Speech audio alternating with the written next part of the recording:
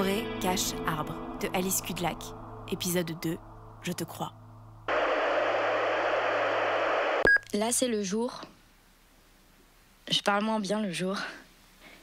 J'ai peur comme mon tante, peut-être. C'est la lumière aussi, c'est moins intime. Il y a Daniel qui passe sous ma fenêtre. Je pensais qu'il travaillait. Je l'ai vu beaucoup repasser par la maison à des heures de travail ces derniers temps. Enfin, c'est lui qui décide de ce qu'il fait dans la journée, mais en général, il la passe à travailler. Il y a toujours quelque chose à faire. C'est dur le travail au champ, je suppose. Il passe à la salle de bain, longtemps. Hier, je me suis approchée lentement. Grâce au carrelage par terre dans le couloir, on n'entend pas quand je marche pieds nus. Je me suis approchée. J'avais tellement peur qu'il ouvre la porte que j'avais les mains moites. J'ai pensé que mon cœur battait trop fort et que même si mes pieds ne faisaient pas de bruit, peut-être mon sang allait me trahir. J'ai pensé s'il ouvre, j'ai qu'à prétendre de venir utiliser la salle de bain. Je venais me laver les mains, j'ai répété la phrase en boucle plusieurs fois dans ma tête. J'ai mis mon œil près de la serrure. Il avait les mains en coupe sous le jet d'eau. Il marmonnait et je ne comprenais pas ce qu'il disait. Tout à coup, il a pris une grande respiration et a porté les mains au bas de son visage. A bu, je crois, une gorgée d'eau et a laissé le reste couler sur sa mâchoire mal rasée et goûter sur le col de sa chemise. Il a lentement passé les mains sur sa figure. Il avait l'air d'un masque épouvanté de carnaval. Je me sentais mal à l'aise.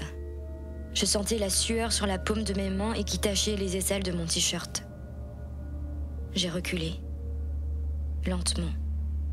Silencieusement. Incertaine de ce que j'avais vu. Pas grand-chose, n'est-ce pas? À le raconter, je vois bien que ça n'a pas l'air de grand-chose. Peut-être que c'est parce qu'il me fait un peu flipper de manière générale, son silence et tout ça. C'est mon beau-père depuis 2 ans. On a emménagé chez lui en début d'année et on n'a jamais eu une conversation de plus de 5 phrases. J'ai rien contre lui, mais c'est vrai qu'il m'intimide un peu. Mais là, c'était encore autre chose. Il repasse. Il entre dans la maison. Je vais ranger la station. Je crois qu'il retourne dans la salle de bain. Ici Bernie. Ceci est un SOS. Je m'emmerde comme jamais humain ne s'est emmerdé sur cette terre. Sauvez-moi, les copines, qui que ce soit. J'ai plus rien à lire, j'ai fini Mass Effect.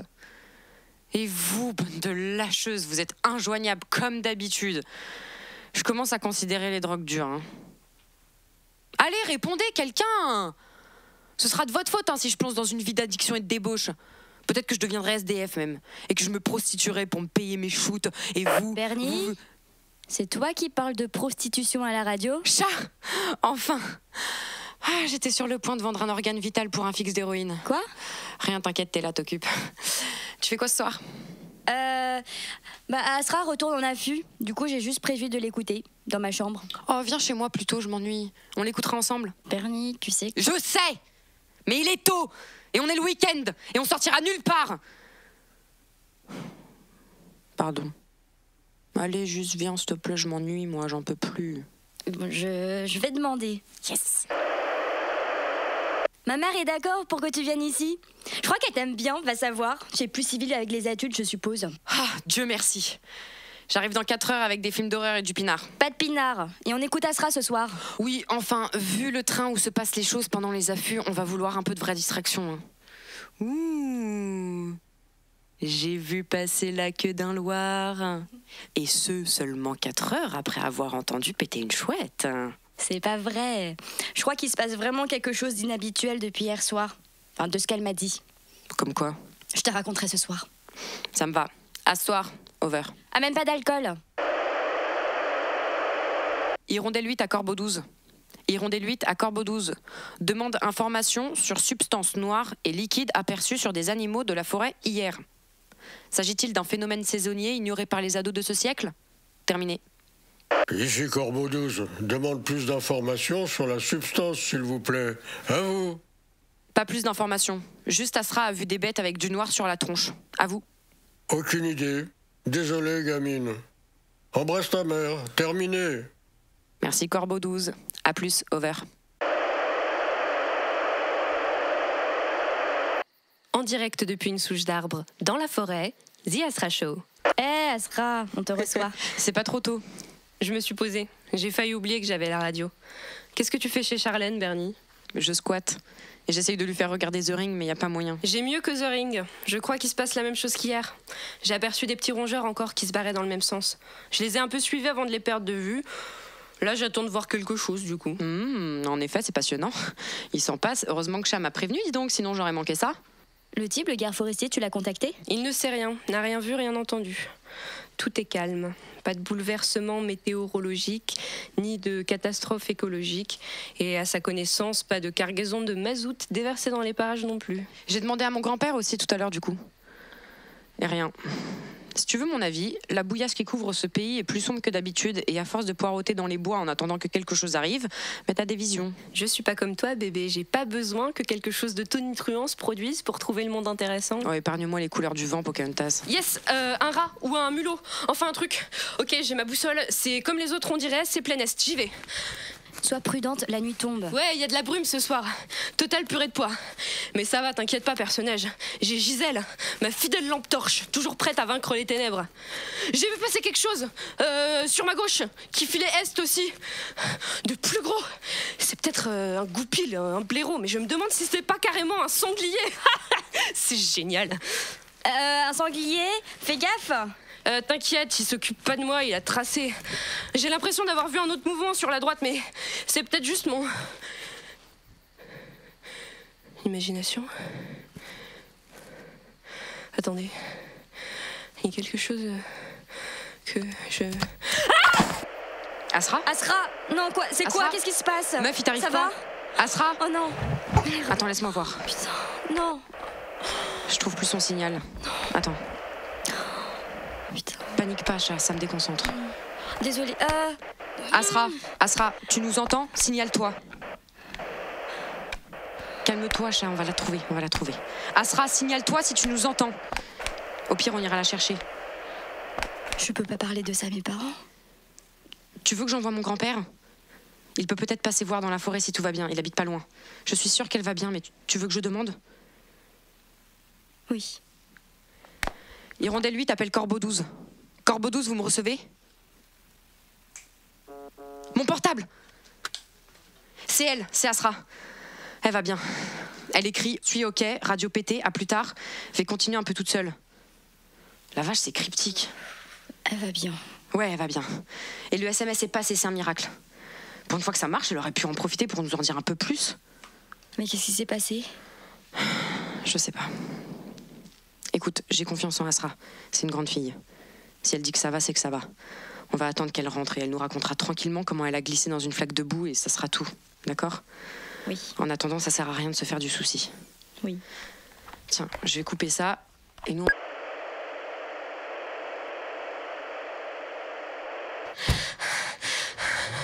Merde. Chat, Bernie, les filles, je viens de... Je suis là, je suis vivante. Les filles, vous êtes là? Quelle heure il est? Ici Asra, j'émets depuis la radio de la voiture, vous me recevez? Asra? C'est toi qui piole là comme ça? Bernie, c'est moi. C'est Asra? Ouais, on s'est endormi, on a coupé le micro, heureusement on a laissé la station ouverte. Ça va? Qu'est-ce qui se passe? Il t'est arrivé quelque chose? Oui, mais je suis vivante. Tout à l'heure, quand ça a coupé, j'ai été bousculée par une chevrette qui est passée très vite, donc... J'ai rien eu, mais je crois que l'émetteur de la radio a lâché. Mais j'ai quand même enregistré, attends. J'ai tout enregistré ce qui s'est passé. Mais quoi? Il s'est passé quoi? Attends, je te passe la cassette. Merde, attends. Voilà. Du truc à la con... Ah, bon. Je crois que j'ai pété l'émetteur, mais on dirait que l'enregistrement fonctionne. Donc, comme tu m'as laissé une cassette, Bernie, je vais pouvoir documenter, comme tu dis. Donc là, j'ai vu une chevrette, ou plutôt elle a failli me rentrer dedans. Elle avait pas l'air de m'avoir vue. Il y a un schéma, il y a un comportement inhabituel, répété chez les animaux. J'ai vu que la gueule de tous ceux dont j'ai pu voir la gueule dégouline d'un truc. Il y a cette substance, ce liquide noir qui coule de leur gueule. De ce que j'ai vu, c'est un peu translucide, plutôt liquide. Peut-être un peu gluant, mais surtout noir, très noir. Ah, j'ai vu quelque chose bouger plus loin, qui se déplace, on dirait est-sud-est aussi. J'ai jamais vu autant de bestioles en une nuit. Il y a ce type, ce photographe, qui fait des affûts de ouf pour prendre le lynx en photo. Et donc il m'avait dit, le lynx n'attaque pas les humains. Si tu vois le lynx, fais taire ton imagination et reste dans le présent. Et là, j'ai pas peur, mais c'est comme s'il me manquait l'imagination pour ce qui se passe ici cette nuit. Et je me sens perplexe à cette idée. Je cherche quelque chose de possible, de logique, de... C'est rare de pas avoir une idée. J'ai toujours 1000 idées. Je sais rien du tout. C'est pour ça qu'il faut aller voir. Combien de fois par vie on a l'occasion d'être tout à fait surpris?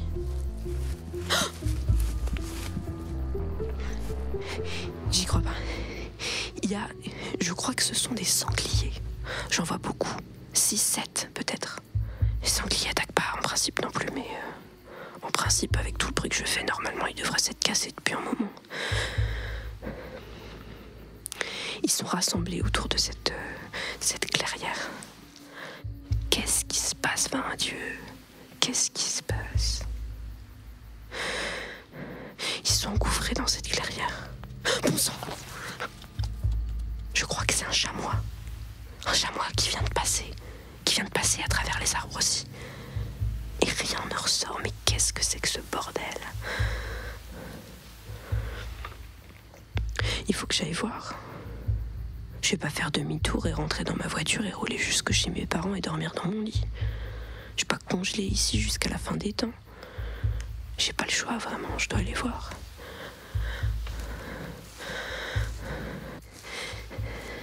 J'ai pas peur. J'ai pas peur. J'ai pas peur.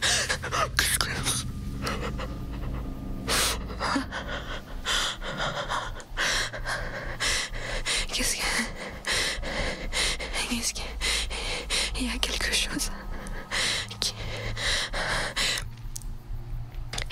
Il y a les animaux. Il y en a beaucoup. Une dizaine. Sont rassemblés autour de...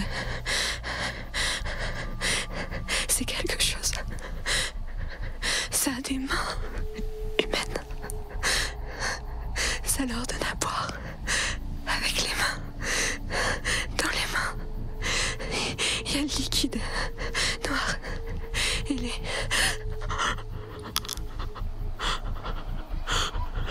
a un sanglier qui boit, qui a bu dans ses mains. Et maintenant, je comprends pas. Je comprends pas ce que c'est. Qu'est-ce que ça lui fait? Je comprends pas ce qui se passe. Le sanglier ne bouge pas. Il hurle. Et ça ne bouge pas. Et ça reste là. Un petit tas au milieu de la clairière. Je comprends pas. Qu'est-ce que ça fait là? Qu'est-ce que ça fait? C'est trop petit pour être humain. Il y a un autre sanglier qui s'approche.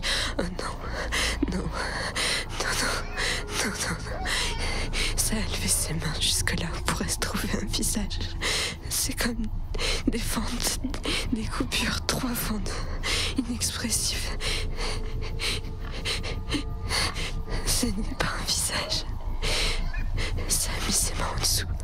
Et le liquide coule des fentes. Et ça le recueille dans ses mains. Et ça tend la substance noire au deuxième sanglier. Ça s'arrête. Ça a arrêté son geste. J'ai l'impression que ça se tourne vers moi.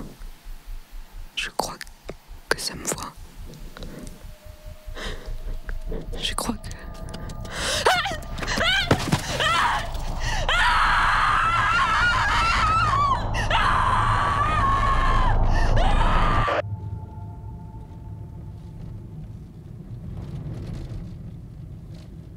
Qu'est-ce que c'était? Je ne sais pas. Qu'est-ce que c'était? Je ne sais pas. Qu'est-ce que ça t'a fait? Je ne sais pas. Je ne sais pas. Ça n'a pas bougé. Je ne sais pas, c'est un chevreuil, peut-être le même que... C'est un chevreuil qui a foncé sur moi, qui m'a fait tomber. Et je sentais que ça me regardait. Je sentais une conscience sur moi. Ça avait conscience de moi. Et le chevreuil m'a renversé, et il est venu au-dessus de moi, et j'ai eu tellement peur. C'est beaucoup plus gros qu'il n'y paraît, et je voyais qu'il n'avait pas le comportement normal d'un animal sauvage. Il m'a renversé, il est resté au-dessus de moi, et il a ouvert la gueule, et j'ai vu la substance noire briller à l'intérieur. Et il s'est mis à déglutir, à secouer lentement, par saccades, et le liquide a commencé à dégoûter de sa gueule, à couler, et il vomissait lentement, méthodiquement, et je voyais que ça allait m'atteindre et je pouvais pas bouger, j'arrivais pas à bouger, je ne savais pas bouger, je ne savais plus comment bouger mon corps, ni à droite, ni à gauche, ni nulle part, et la substance m'a touchée dans le cou, et... Charlène, je crois que j'ai jamais eu aussi mal. Attends, il faut que j'arrête la voiture.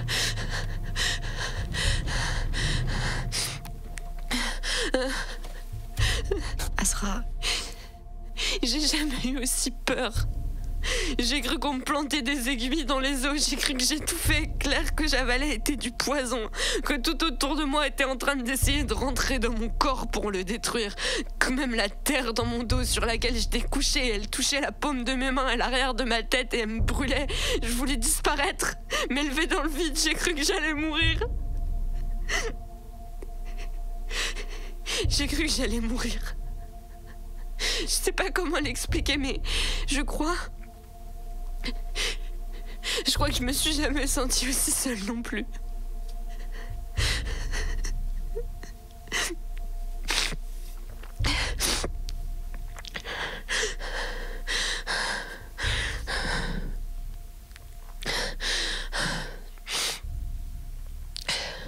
En vérité, ça n'a pas duré longtemps.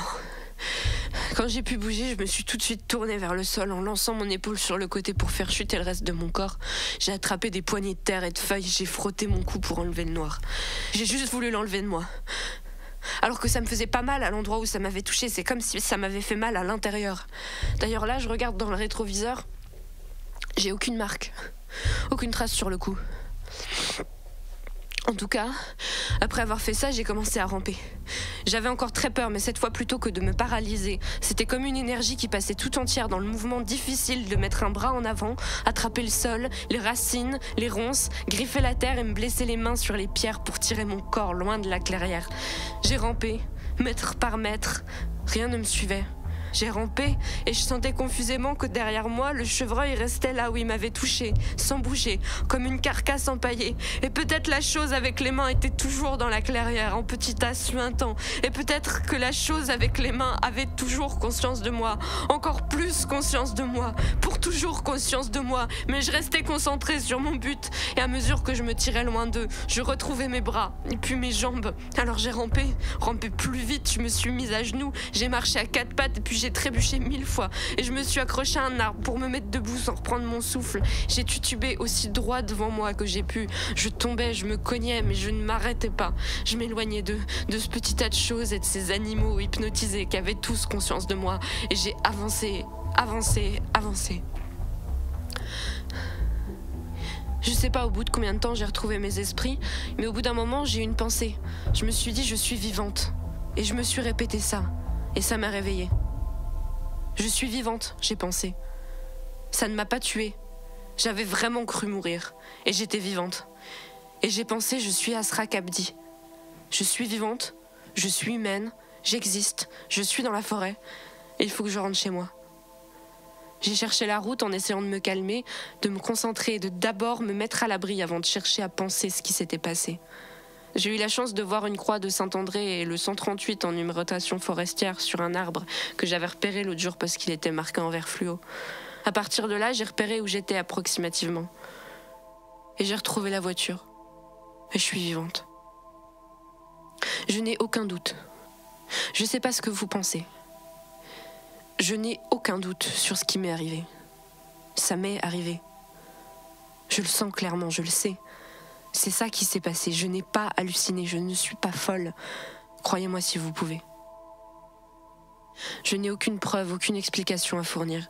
Juste ce que je sais avoir vécu. Je sais, je comprends que c'est difficile à entendre. Je vous l'ai dit sans penser.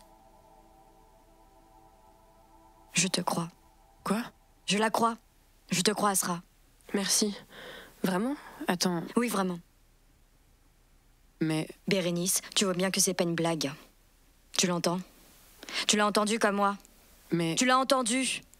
Ce qu'elle dit, elle l'a vu, elle l'a senti. C'est pas une histoire. Asra ne nous raconte pas d'histoire. Personne ne raconterait ça sans l'avoir vécu. Tu le sais, tu le sens aussi. Mais...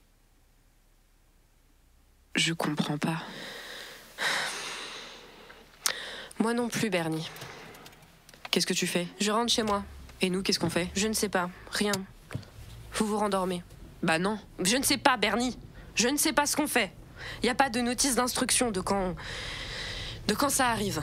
Ça change tout. Oui. Alors on fait rien? Je ne sais pas. Tu as besoin de quelque chose? Non. Je sais pas. Non, j'ai besoin d'être chez moi. J'ai besoin de dormir. Tu vas réussir à dormir? Je suis épuisée. J'ai à peine assez de force pour conduire. Asra, T'inquiète pas, personnage. J'arrive bientôt. Je sais pas quoi dire. Je te crois, hein. Étonnamment, je te crois, mais quand même, j'en reviens pas. Y a pas de mots. Non. On se voit demain ou après-demain. Je vais conduire en silence maintenant. Je suis fébrile et sur cette route et à cette heure avec le camion de lait qui fonce toujours en sortant de nulle part. oui. J'ai besoin de toute mon attention. À bientôt, Asra. On te croit. Oui. On est avec toi. Oui. Désolée, Asra. À vite. Bordel de merde.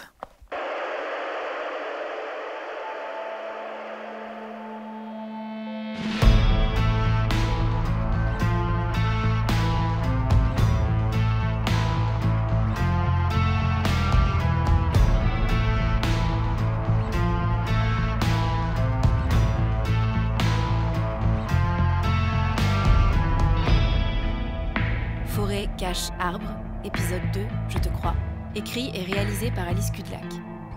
Charlène est interprétée par Clara Choi, Bernie est interprété par Kate Perrault, Asra est interprétée par Alice Kudlak, Corbeau 12 est interprété par Maurice Sepazer.